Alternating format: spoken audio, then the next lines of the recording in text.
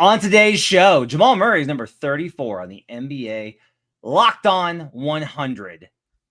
Where do we have him? I do not have him 34, I'll tell you that. We'll debate whether Jamal is underrated, overrated, properly rated, all those type of things. Plus, Cam Johnson comes in at 77, MPJ at 79. Does that encapsulate the difference between them for the Nuggets this season? And what's the player between 10 and 30 you would most want to see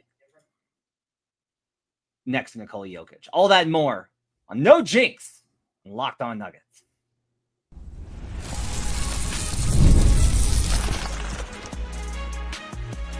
You are Locked On Nuggets, your daily Denver Nuggets podcast. Part of the Locked On Podcast Network, your team every day.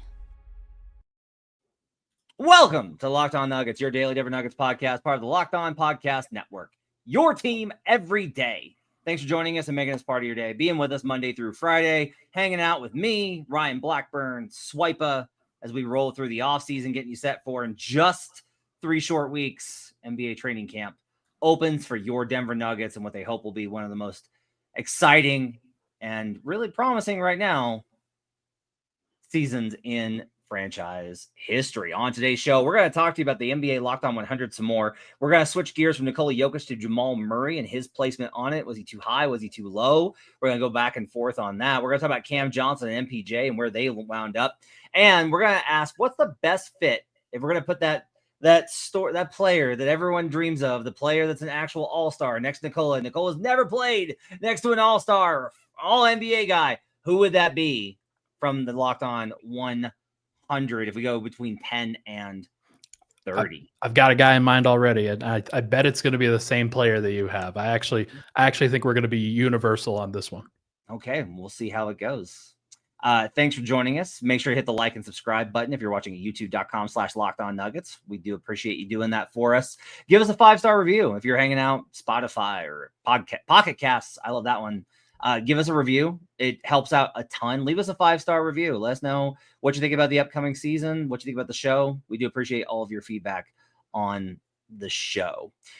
Okay. Thanks for making us your first listen. Now, let's get to our first topic. On the NBA's Locked On 100 that the Locked On Podcast Network released this week, Jamal Murray checks in at number 34. To put some distinction on where he lands on this list, De'Aaron Fox is 33, Domantas Sabonis is 32, Bam Adebayo is 31, Chet Holmgren is 30 because everybody is just thirsty for the Thunder right now. Behind Jamal, Franz Wagner at 35, Albert Şengün at 32, or 36 rather, Derek White at 37, Tyrese Maxey at 38, Ivica Zubac at 39, and Kyrie Irving at 40. Let's go ahead and open with transparency. When you voted, Ryan, where did you have Jamal Murray? Yeah, I had Jamal at 38. I went back and forth on various rankings. I think over the course of the last 2 years, I would have had Jamal, like after the championship, I would have had him in that 20 to 22 range, somewhere in that general vicinity. Last year was really hard to rank him because you coming into it, you had an injury in the playoffs, had a horrible playoff run, was dealing with that for the entire time. And so I would have probably had him at 30. And now I think it's fair to drop him a little bit lower because other guys I think have been more consistent throughout the regular seasons. And I think that a placement of 38, when you have not fully reached that all-star tier, that independent tier of player, of somebody that I think can drive offense, can drive impact winning by yourself in some of those cases, or at least with a less than optimized lineup, then like that's the expectation for a top 20, top 30 guy. And he just hasn't quite hit that for me yet. Okay. So this is where I have been a Jamal defender on this show. I have spoken a lot about how people are too harsh on him, about how like these things need to go. And like, this is a very typical me thing where it's like, I said all that. I had Jamal at 59. Whew.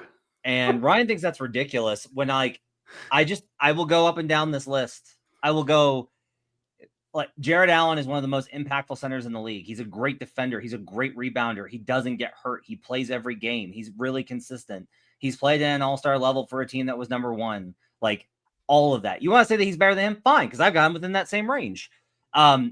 Trey Murphy III, elite defender, was not elite. Good defender, is capable of being the best player on a team because he was the best player on the Pelicans last year. And you're like, they were terrible. Yes, but that, the responsibility of being a number one guy, not a lot of guys can do it. And I think Jamal could, but he never has. Jamal's never made an all-star team. He's never made all-NBA. He's never been consideration for all defense.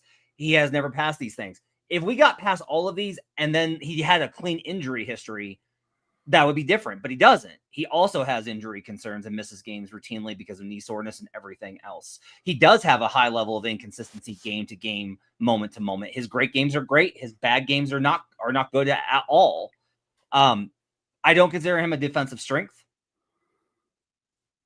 I think that he has the potential to put in a season where he could be top 20. I think playoff Jamal is a top 20 player in the NBA. Yeah. And he's not 20 or 19 or 18 or 17 or 16. Yeah. He was 16th in points per game in the playoffs this year, going against Chris Dunn, who you would have probably voted for DPOY. Yeah. And the OKC Thunder. So there is something to be said for that. But like all the guys that I have on this list above them are either elite positionally, all-stars, or number one weapons on teams. Like number one guys where it's like, Lauri Markkanen I have above him. Like, yeah, like to me, I don't care about what Lauri's done in Utah. I don't care. Well, it's not about that though, Ryan. It's about like he was also great in Chicago and Cleveland. So why do they trade? Like they traded him multiple times. Like he's been traded multiple times. Do we really want to? Luka Doncic just got traded? And it was the most heinous trade in NBA history, I think. But yeah, so like we can't do that, right? Yeah, like we can agree on that. Okay, you're right, but like I do. So here's the thing: the NBA is in a very deep place with the amount of talent that there is. That you can make these assertions, you can make these claims, and it's not inherently ridiculous because while Jamal Murray has not led a team by himself and has been attached to Jokic at the hip for the entirety of his career. And so it's really hard to independently account for that in a lot of cases. We think unequivocally Jokic is the best player in the world. Obviously, Jamal benefits from that for sure. But I do think that is accounted reasonably in putting him below the all-star tier.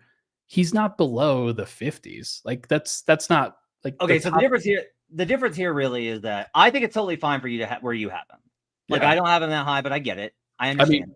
Others had him higher than we did. Yeah, right. And that shows you the amount of respect and fear that other guys have for him. Especially, you'll notice these guys that win a championship get a lot of credit unless it's Jason Tatum. Yeah, that was ridiculous. But like a lot of these other ones are like Zion Williamson. You can't actually believe that Zion, he's a more talented player individually than Jamal, but he, unlike Jamal, has never shown that in any capacity other than a play-in game in a game that matters. I don't think that's accurate. Like he's had seasons where he actually was like a monster. He's only had 2, but he had 2 seasons where he was an absolute monster, far beyond what Jamal's ever done. And he has bigger injury issues. This is where I begged the powers that be to leave out injuries, or to either leave them out entirely or because if you want to be like Zion can't stay healthy, can't stay on the floor, Jamal actually plays 60 plus games. Fine. No problem. Right. But the problem is just like, these are all, I can make the argument here. Like, does it make sense what I'm saying when I go through all these names? Because it's hard for when we get it into, I don't like it when we do the, like meet me here on this. It's not fair to be like, well, he's not beyond 50. That's ridiculous. It's about like, who's he behind? Because like I can make the argument on all the guys on my list that of why Jamal is behind all of these guys. Okay. And give me 51 through 55 on your list. Okay. Zach LaVine. Okay. Lauri Markkanen. Okay. Norman Powell. No. I do not care. He would have been an all-star last year. And did you see the way that he got played off the floor in the playoffs? He would have been an all-star last year. That's fine. I understand. So he stays healthy. He's consistent. He is normal Powell. You are 100% right. He is normal Powell. Like, there is just nothing that you can tell me about Norman Powell independently that makes him a better player overall than Jamal Murray.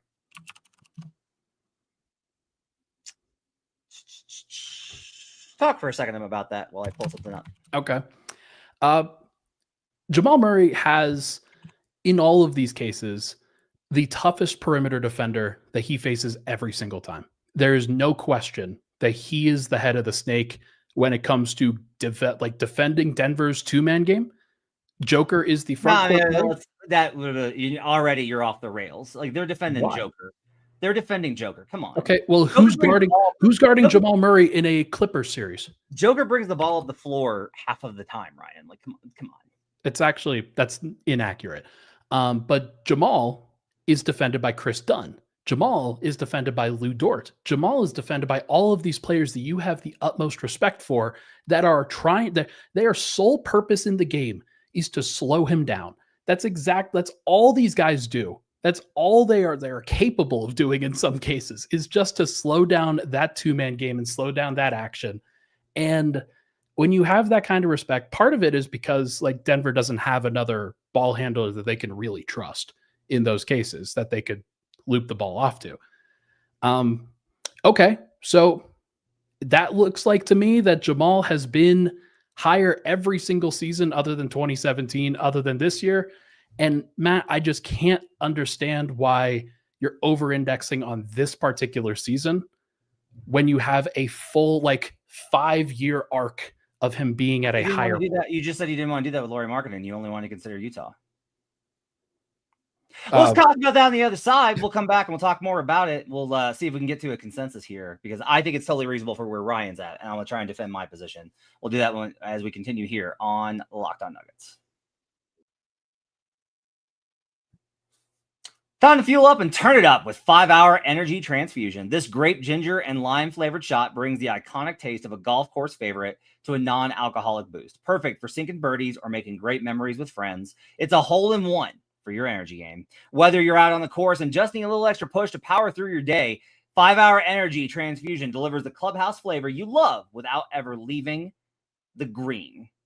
You can get all sorts of great energy. You're going to feel like you can get through your day. Sometimes this is what you need, especially if you're out on that course and it's still pretty hot sometimes out on the course. That's where 5-Hour Energy comes in. Golf is all about good times with good people and good flavors. The grape, ginger, lime flavor of 5-Hour Energy Transfusion gives you the best parts of your clubhouse go-to without leaving the course or chasing down the bev cart. Now you can amp up the fun even more. Just buy, snap, and enter for a chance to win dream golf trip for 2 to any golf tournament in the USA. Tee up that trip. Visit hewin.com for full rules and entry. No purchase necessary. Exclude the Masters tournament. Ends October 31st, 2025. We'll be right back on Locked On Nuggets. Back here on Locked On Nuggets. Thanks for joining us and making this part of your day. Appreciate you guys being with us. I didn't get through the other 2 names on my list. Brandon Ingram, Tyler Hero, Amen Thompson were the other 3 guys. You talk so much crap about Brandon Ingram, and you still ranked him. You still ranked him ahead of Jamal. Yeah. So can I explain? Sure. No, come on. Like, okay. No, you can explain. Of course. You know how seriously I take this. I do, which is why I'm just so befuddled. Here's a lot of it. Jalen Green made my list, and his higher. I'm probably the highest guy on the entire network on Jalen Green. Like, I'm maybe the reason he's on this list. Yeah, you are. And the reason is, if you are the number one guy, if you are the engine, if you are the initiator, that is a level of responsibility that is fundamentally higher than everybody else. It is more pressure, more attention. You get hit more, you get bumped more, you get screamed more, you get attacked more, you get doubled more, all of that. And while I don't think Brandon Ingram makes the most out of his game, and while I don't think that Brandon Ingram is a winning player on the same level of Jamal, because if we just get this to, you got one game, they're all healthy. Who helps you win the most? Jamal is much closer to this 34 ranking for me. And that's the thing is like, I feel you tend to be like, you view the things that you like in the optimistic ideal and the things you dislike in the negative ideal. And like, for me, the NBA is so much about the night to night little moments in between.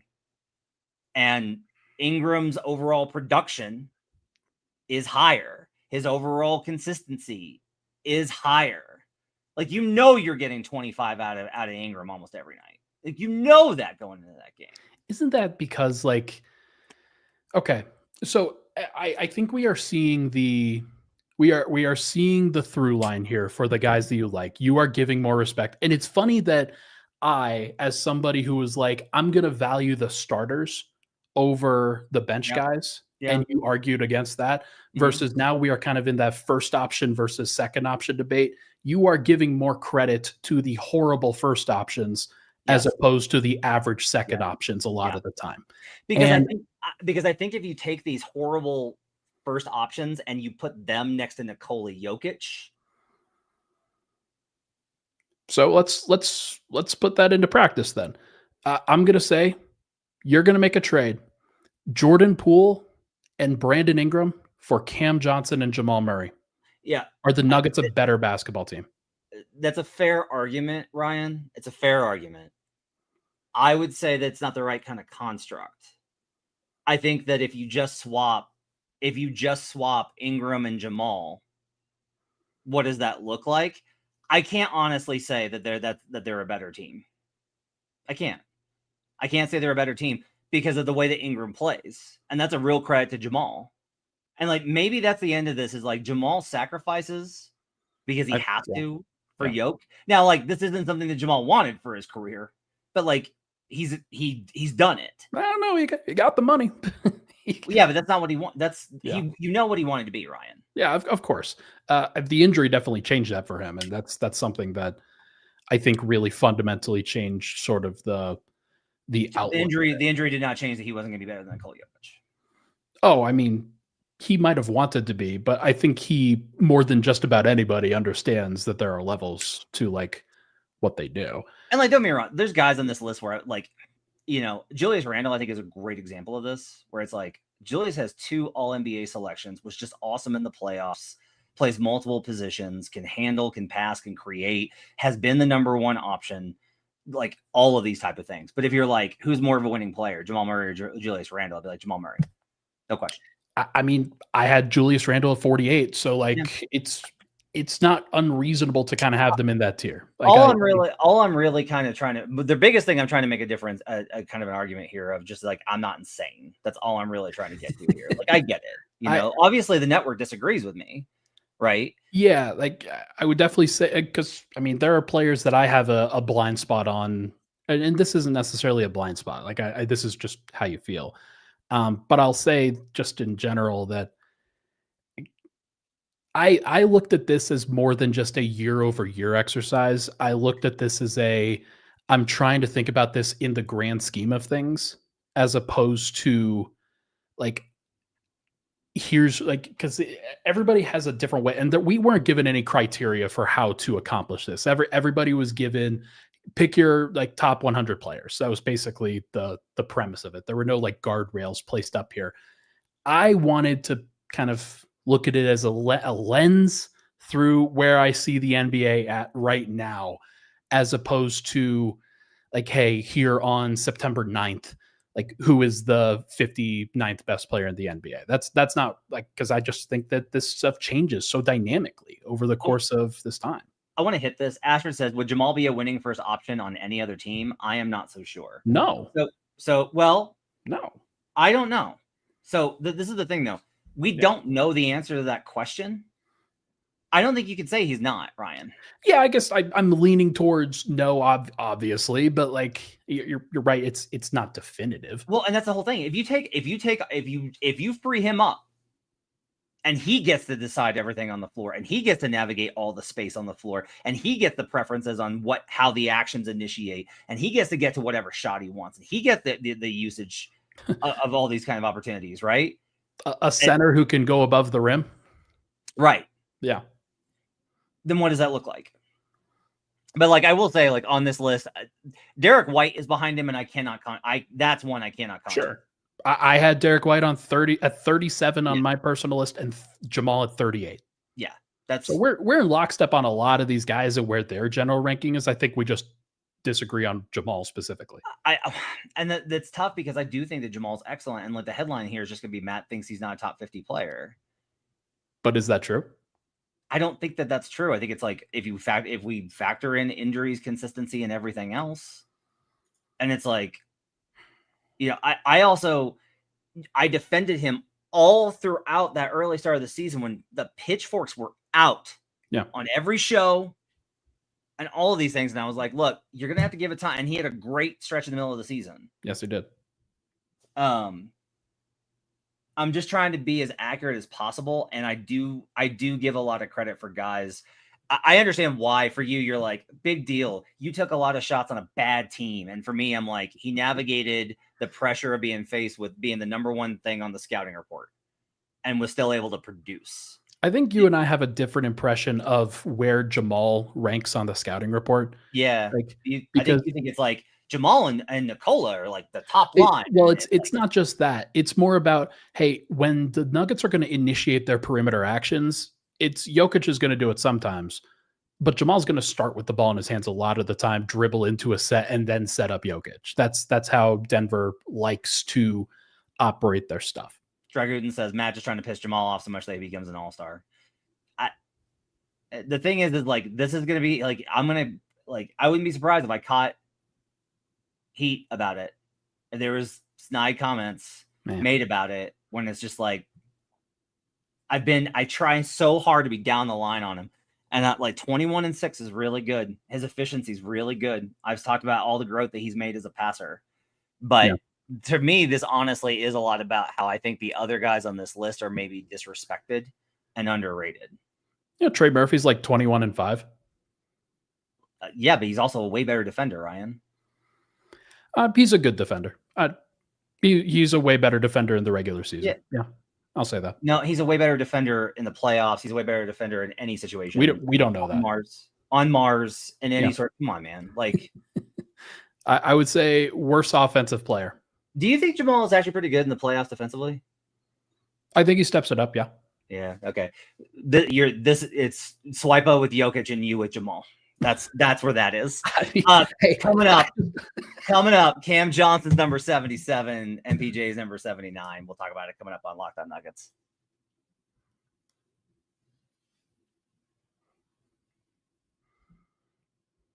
Back here on Locked On Nuggets. Thanks for joining us and making this part of your day. Grease says, Matt, how is Norman better than Jamal? Like that's one where I look at that and I do go like, maybe I need to rethink this. Like that, you do these, you do the best you can. Even I'm kind of like, Here's the thing. Like, so you're going to have 4 Clippers above the second best player on the Nuggets? 4 of them? Yeah. And I mean, we'll say like, I'm not over indexing on last year, but I also think like you got to, the incitement was to project into next year. And our best indicator of that is last year. Is Norman Powell going to come off the bench in Miami? No. Because it would be funny if he did. But he didn't come off the bench with the Clippers.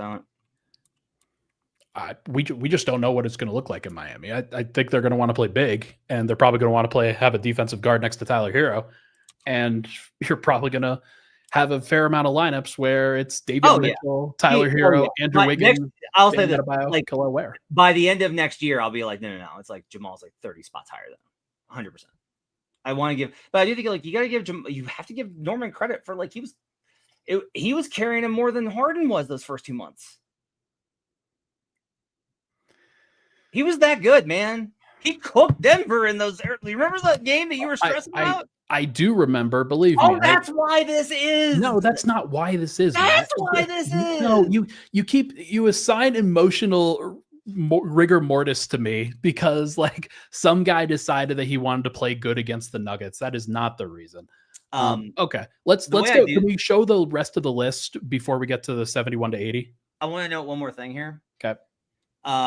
I do this by I rank out all the players 1 to 5, and then all the 5s 1 to 5, and all the 4s 1 to 5, and all the threes 1 to 5, and then you do it again and again and again. So that's where a lot of this is like Tyler Hero is like a 4-1-1-1, and Jamal is a 3-5-4-5. That's it. Like if I bump him up one more level, he's like a spot behind Tyler. He's tied on a tier behind Tyler. Yeah, like I just think that he could do what Tyler Hero did in Miami this year. Maybe, but Tyler was like He was great. The numbers were like I was shocked when I looked at it, Ryan, of how better Tyler was last year than Jamal in terms of the advanced metrics. Because Bam kept passing him the ball. Unlike Nikola Jokic. No, in the like, hey, here we're not like Bam says, I no longer want to take threes. You take this ball back and create something, Tyler. This is a shot at Bam Adebayo. Okay, so Cam Johnson, show the rest of the list. So yeah, here's the 31 to 40 section for those that forgot about it. You get into 41 to 50 where Aaron Gordon is amidst these players. We should probably talk about Aaron Gordon a little bit, or is that a later conversation during this week? We'll come back to Aaron. I wanted to do Jokic and then Jamal, and then maybe we'll talk about Aaron later. By the way, do you have Aaron rated above Jamal in your personal rankings? I'm looking. I don't think I do. I'm looking. No, I don't. I have Aaron behind him because of the injury issues. Okay. And the defensive slide last season.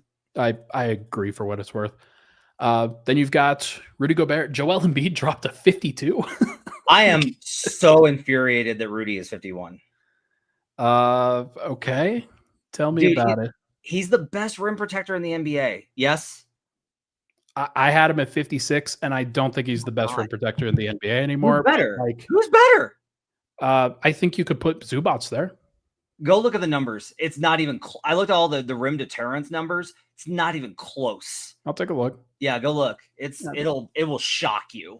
It's annoying. I don't want Rudy Gobert to be good, but like, yeah, I don't believe me. I don't want it either. He's like that's very annoying for a Nuggets watcher. Interesting. But like, no, I didn't rank him low because of that. It's because he actually has significant flaws. I mean, he's got offensive flaws, but he's so good defensively and so impactful, and they win his minutes. I agree. You got Draymond Green here. Draymond Green is too high. That is too absurdly high for Draymond Green. Why? Well, I had Draymond. Let's check. At 72. What? Yeah. Draymond doesn't look at the basket anymore. He just purely doesn't do that. He was the DPOY favorite for 2 months. And so, like, Rudy Gobert is in that tier as well. He's but you have to play on both ends of the floor. He's the best passer on the Warriors. He's always been the best passer on the Warriors.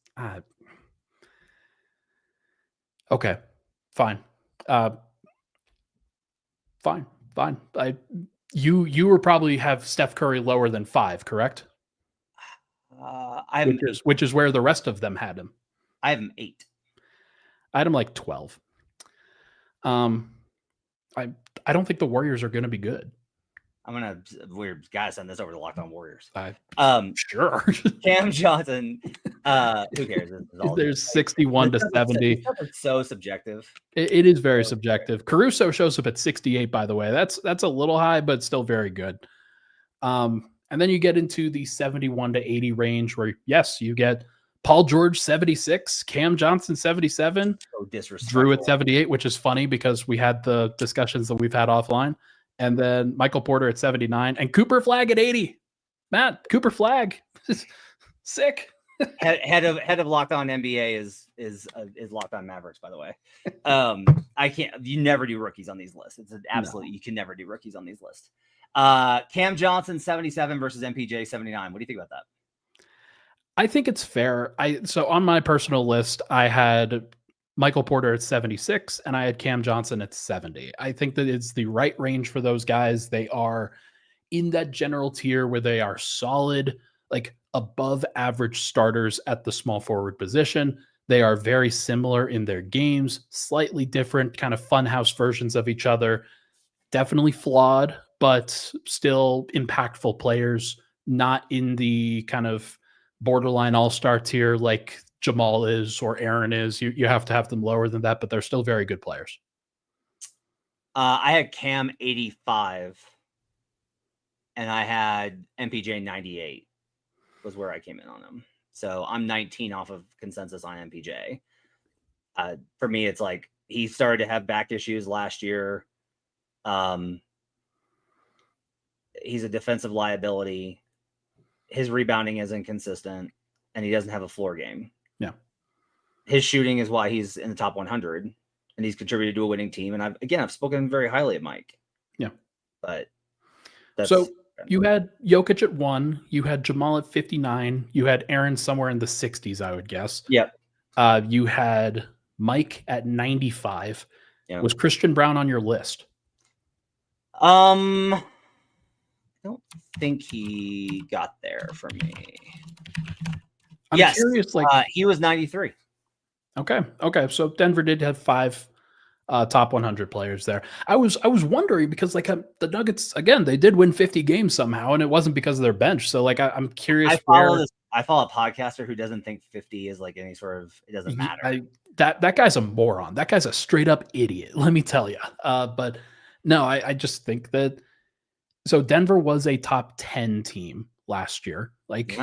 It seems like, okay, is it just Jokic and a bunch of dudes? Last year, it was just Jokic and a bunch of dudes. Okay. And I don't, I hate that. Yeah, me too. I don't like that either. And Jamal was great I guess maybe the difference is more of let me rephrase this. Okay.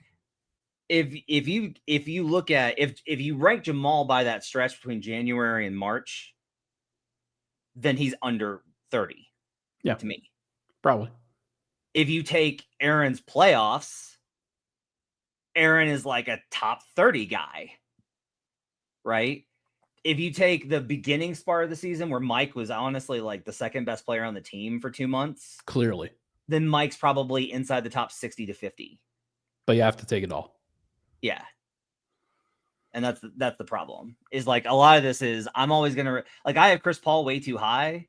I know I have Chris Paul way too high, but it's he's still impactful. They still win his minutes.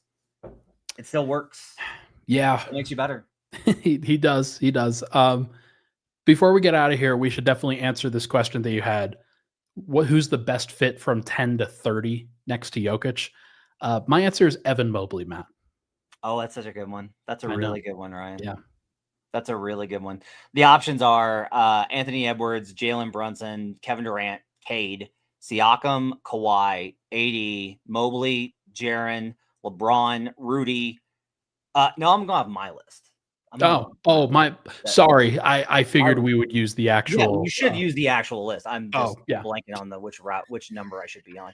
So 11 is Kevin Durant, LeBron James, Tyrese Halliburton, AD, Cade, Mobley, Kawhi, Booker, Towns, J-Dub, Jaylen Brown, Siakam, Paolo, Harden, Jaren, Trey, Darius Garland, Ja, which Locked On Grizzlies was very mad about, Jimmy Butler, and Chet Holmgren. There's just no reason for Joe Mullinax to be that mad about John Morant's ranking. I understand it. I understand why. I agree. I had him way lower. Yeah, but I mean, Ja at his best was way better than Jamal. So are you deciding between Evan Mobley and Jaren Jackson? No, I think it's Mobley because he's a more consistent offensive player and he's a better rebounder. And so you want to be able to dominate from that perspective. Siakam though is a pretty good one. Oh, Siakam would be great next to Yoke. It'd be great. I think Swipa was right on that one when he was talking about doing a MPJ for Siakam trade, although I don't think that was ever feasible. Jason Tatum is number 10, which is crazy. If we were to include number 10 here and we slid one guy further, Donovan Mitchell would be insane next to Yoke. Those two.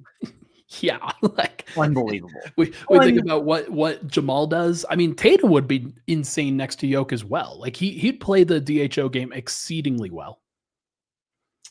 Okay. We'll talk more about this throughout the week. Appreciate you guys being with us. Make sure to hit us in the comments with your thoughts on, I'm sure, why I'm an idiot again. Yell at Matt in all the comments. Give him the business, but also tell him he's nice. All right. Thanks to you guys. Appreciate you guys joining us. We'll see you guys again next time on Locked On Nuggets. Pew pew. Pew pew pew pew.